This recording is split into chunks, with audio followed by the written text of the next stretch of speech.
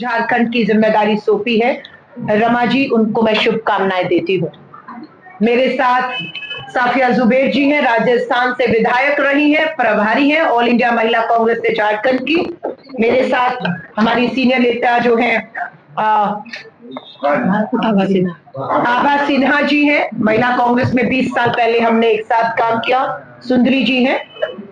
आप पत्रकार साथियों से के माध्यम से मैं झारखंड के लोगों से दिल्ली चलो की अपील करने आई हूँ।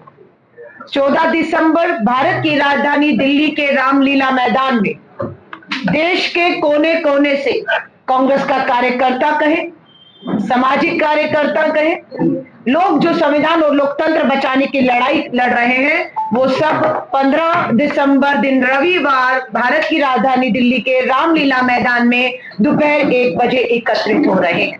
ये वही समय होगा जब देश का संसद सत्र चल रहा होगा। आज 1 दिसंबर को संसद सत्र शुरू हुआ है जो 19 दिसंबर तक रहेगा। हम इस सरकार की जवाबदेही संविधान के अधिकार लोकतंत्र के प्रति तय करेंगे। एसआईआर के खिलाफ कांग्रेस का रुख साफ है।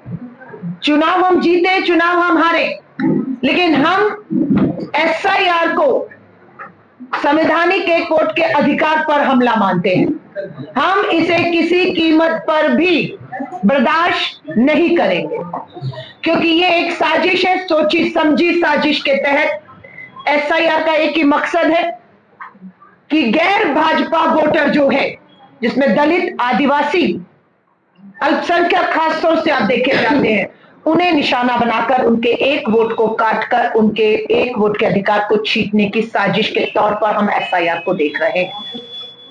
देश के 12 राज्यों में एसआईआर का ऐलान किया है। बीएलओ पे हम देख रहे हैं लगातार दबाव है। कितने बीएलओ इस दबाव में आत्महत्याएं कर रहे हैं, लेकिन सरकार का दबाव है चुनाव आयोग के ऊपर कि एसआईआर के माध्यम से, वोट चोरी के माध्यम से, या तो वोट गलत तरीके से बनाए जा रहे हैं, गलत तरीके से काटे जा रहे हैं।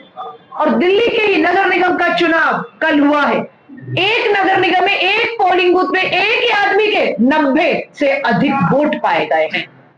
चुनाव आयोग मूक दर्शक बना हुआ, तमाशबीन बना हुआ इस सबको देख रहा है। लेकिन भारतीय राष्ट्रीय कांग्रेस, हमारे नेता श्री राहुल गांधी जी ने लोकसभा में, हमारी नेता श्रीमती सोनिया गांधी जी, मल्लिकार्जुन खड़गे साहब ने राज्यसभा में ये फैसला किया कि हम दोनों सदनों में एसआईआर के खिलाफ और भी ज्वलंत मुद्दों पर इस सरकार की जवाबदेही से घेर कर तय करेंगे।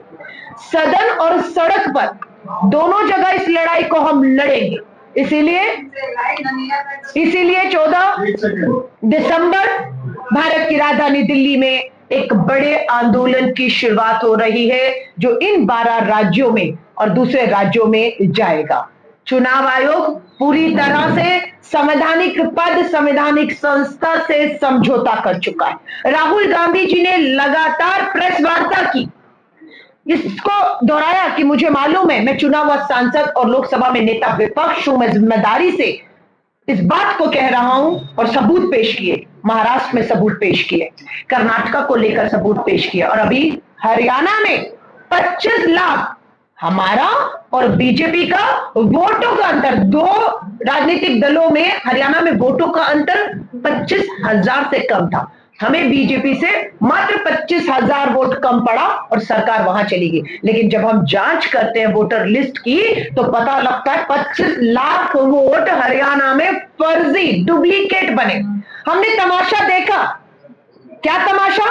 2025 में दिल्ली विधानसभा का चुनाव होता है। भाजपा के नेता, भाजपा के कार्यकर्ता इसी 2025 में दिल्ली विधानसभा में वोट करते हैं, और वही लोग, वही नेता इसी 2025 में बिहार पहुंच जाते हैं और वहां पर भी वोट करते हैं, जिसे हमने बेनकाब किया है। चुनाव आयोग इस फर्जी बाड़े को ना रोककर भाजपा के वोट चोरी का समर्थन करके चोरी के रास्ते से ये बनवा रहा है। बिहार पे भी हमने जांच शुरू कर दी है कि सबसे ज्यादा वोट आरजेडी को पड़ता है, लेकिन सीटें 30-35 आती हैं। और भाजपा का स्ट्राइक रेट हम लोग बिहार में थे, वोटर अधिकार यात्रा में थे, लाखों लोगों का, बेरोजगार युवाओं का हजूम था, बदलाव हो रहा था, लेकिन एसआईआर कुछ महीने पहले थोपकर 65 लाख लोगों को वोट के अधिकार से आप वंचित कर देते हैं। 25 लाख लोगों के वोट बन गए। दिल्ली का वोट करने वाला आदमी बिहार में वोट जाकर करता है। रात रात को ट्रेनें चल गई दूसरे राज्यों से और वो बिहार पहुंच के वोट करते हैं, फिर वो ट्रेनें वापस जाती है और उस राज्य में भी वो वोट करते हैं। हम चुनाव आयोग को चैन से बैठने और सोने नहीं देंगे, क्योंकि वो भाजपा की चुनावी मशीन बनकर काम कर रहा है। उसे एहसास दिलाना लोकतंत्र में हमारी जिम्मेदारी है कि वो भाजपा की मशीन नहीं, उसकी जवाबदेही संवैधानिक पद और संस्था के लिए है।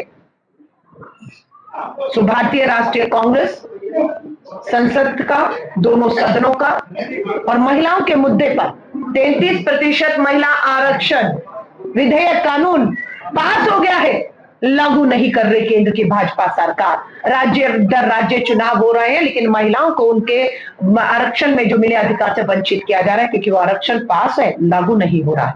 महिलाओं के साथ अन्याय और अत्याचार, जुल्म देश में लगातार बढ़ रहा है और भाजपा अपराधियों के साथ खड़ी उन्हें संरक्षण दे रही है।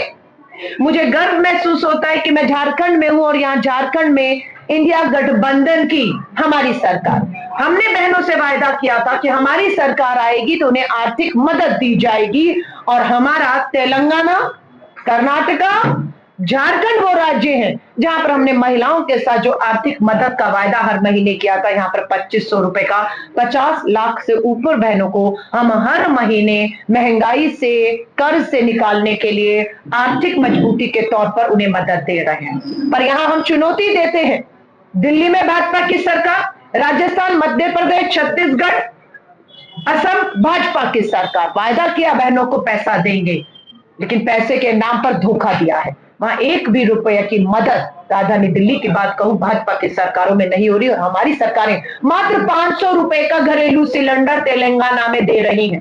हमारी सरकार तेलंगाना, कर्नाटका की फ्री बस यात्राएं, चाहे महिला बच्चियों को स्कूल पढ़ने जाना है, सुख दुख में जाना है, काम में, हमारी राज्य सरकारें दे रही है। हमारी राज्य सरकारों ने महिला अपराध को गंभीरता से लिया है। अभी हिमाचल में भाजपा के एक मंत्री पर प्रोटेक्शन ऑफ चिल्ड्रन, नाबालिग बच्ची के साथ यौन उत्पीड़न का मामला दर्ज हुआ है, एफआईआर दर्ज हुई है। भाजपा उसे बचाने का काम कर रही है और हम भी एडी चोटी का जोर लगा दिया है कि हमारी सरकारों के अधीन अगर कोई भी बड़ा से बड़ा नेता कोई भी अगर अपराध करता है, उसे हम बख्शेंगे नहीं। लेकिन एक चीज मैं